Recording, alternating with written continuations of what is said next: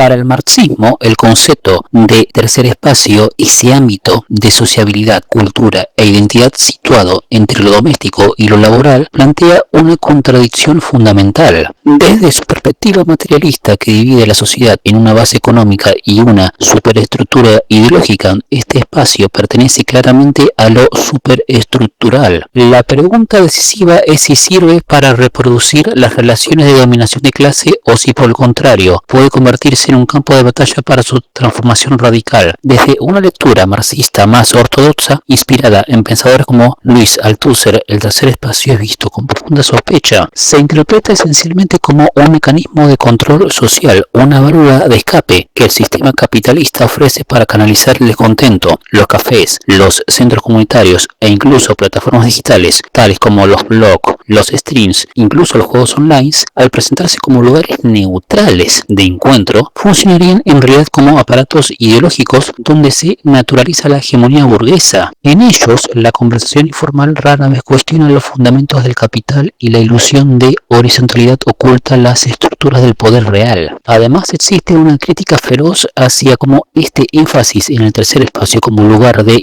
vibración de identidades, es decir, identidades de raza, género, cultura, puede desplazar y fragmentar la conciencia de clase. Para el marxismo clásico, la contradicción principal es la de clase, definida por la relación con los medios de producción. La importancia en estas luchas identitarias dentro de estos espacios se percibe como una estrategia burguesa que divide al proletariado, diluyendo su potencial revolucionario en una multitud de reclamos particulares. En el ámbito digital, esta crítica se agudiza. Plataformas como Twitter o Facebook, a pesar de albergar comunidades contestatarias, son propiedad de capitalistas que extraen datos y moderan contenidos. El tercer espacio digital sería por tanto un territorio precario y arrendado dentro de la propiedad privada, nunca un espacio verdaderamente autónomo. Sin embargo, una tradición marxista más flexible y estratégica, que se nutre de Antonio Gramsci y de corrientes como el autonomismo, ve en el tercer espacio un potencial radical innegable. Gramsci, con su teoría de la guerra de posición, entendió que la revolución no solo era un asalto frontal al poder, es decir, la guerra de movimiento, sino una lucha prolongada en la trinchera de la sociedad civil por la hegemonía cultural. El tercer espacio, precisamente, ese campo de batalla hegemónico donde se forja el sentido común y se pueden construir narrativas contrahegemónicas. Un fenómeno como Black Twitter ejemplifica esto. No es solo un foro de identidad racial, sino un espacio donde se libra una guerra de posición contra la ideología racista dominante, vinculando a menudo la opresión racial con una crítica a las estructuras policiales y estatales que sirven al capital.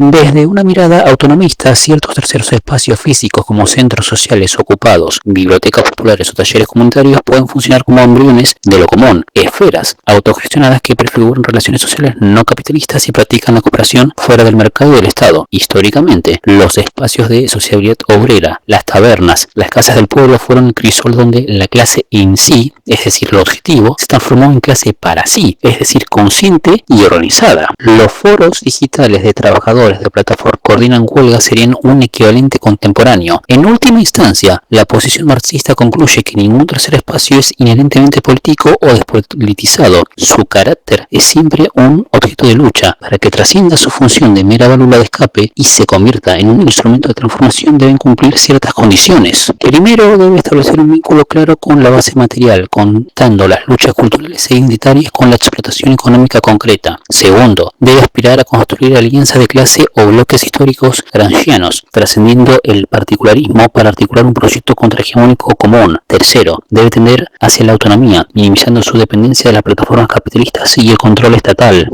Por último, necesita una direccionalidad estratégica clara. La actividad en el ámbito cultural del tercer espacio debe estar al servicio de un proyecto que busque transformar el primer espacio, es decir, la propiedad privada, y el segundo espacio, es decir, el Estado y las instituciones dependientes de él. Sin esta conexión con la lucha por el poder material, el riesgo de que el tercer espacio devenga en activismo performativo una cómoda sala de espera donde la revolución se posterga indefinidamente a fuerzas de conversación. La diferencia en términos marxistas la define la praxis. La acción refleja que une la lucha en el terreno de las ideas con la lucha por el control de los medios de producción y el poder político.